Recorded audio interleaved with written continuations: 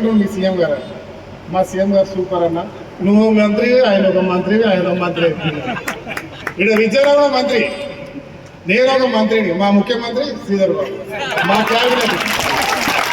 Cabinet ఇవాళ నచ్చడం పెద్ద క్యాబినెట్లో కాబట్టి కట్ చేస్తాను.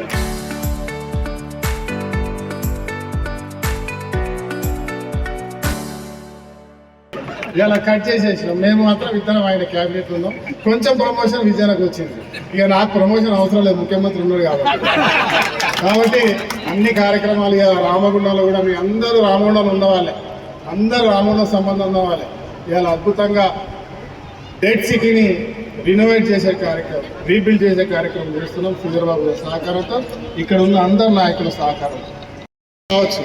కానీ మన వచ్చిన ఆశయం ప్రజలకు మంచి చేసే కార్యక్రమం, రైతులను ఆదుకునే కార్యక్రమం, చదువుకున్న వాళ్ళకు ఉద్యోగాలు ఇప్పించే కార్యక్రమం, ప్రభుత్వ సంక్షేమాలు అర్హత ఉన్న వాళ్ళకి ఇప్పించే కార్యక్రమంలో సైనికుల్లా ముందు పోదాం.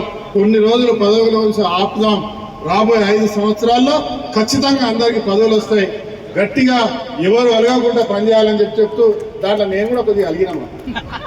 ఎవరి మీద కాదు, ఎవరి మీద అలుగుతాం? ఇంట్లో ఒక పెద్దోడి మీద అలుగుతాం.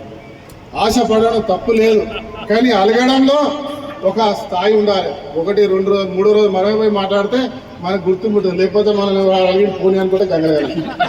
ఇది కాంగ్రెస్ పార్టీ ఒక 10 సార్లు వస్తే ఈరోజు అయినా నేను 98 నుంచి ఇప్పటిదాకా.